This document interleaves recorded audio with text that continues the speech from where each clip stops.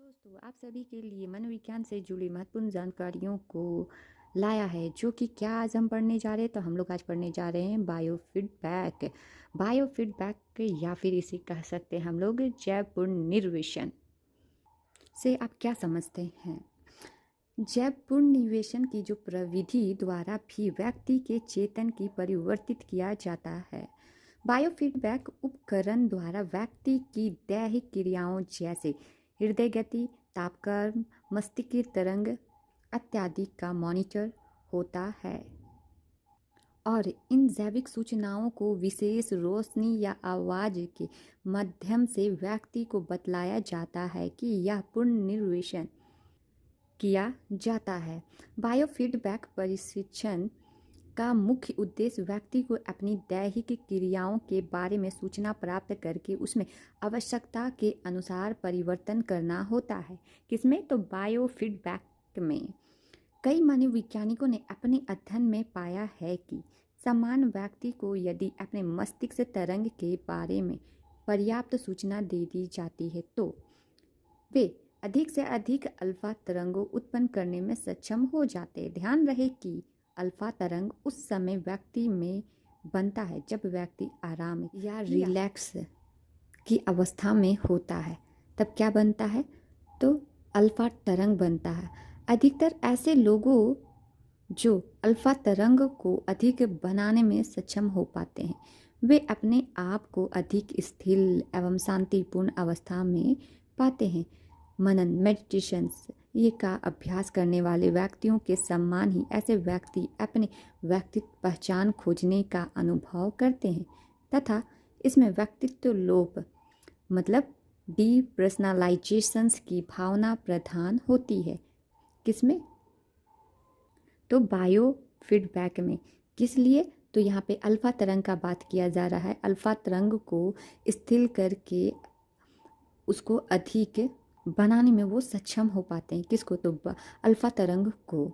अब आते हैं, कई ऐसे अध्ययन किए गए हैं जिसमें यह दिखलाया गया है कि बायोफीडबैक द्वारा व्यक्ति अपनी आंतरिक शारीरिक क्रियाओं को नियंत्रित कर सकता है।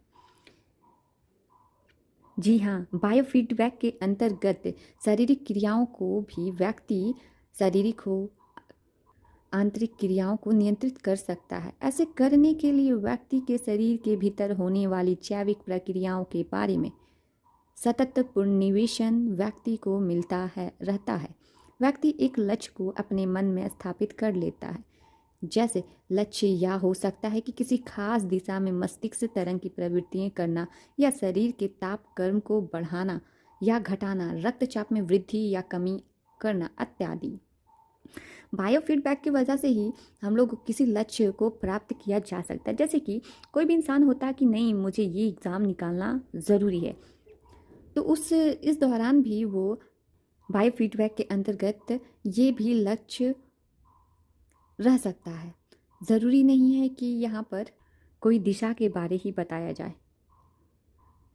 कुछ अध्ययनों में यह भी देखा गया कि बायोफीडबैक की इस प्रविधि द्वारा परियोजनों ने अपने त्वचा तापक्रम को परिवर्तन करने में सफल हो पाए। कुछ परियोज में 15% तक रक्तचाप को कम करने में सफल हो पाए।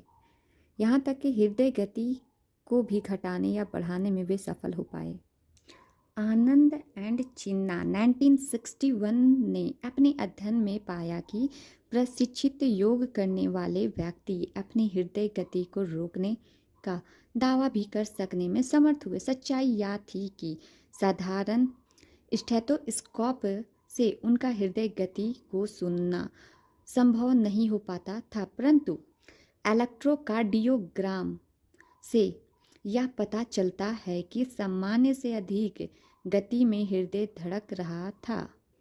बायोफीडबैक के उपकरण के माध्यम से सूक्ष्म पेशी गति या श्वसन में परिवर्तन लाकर व्यक्ति के रक्तचाप या हृदय गति को नियंत्रित करना संभव है।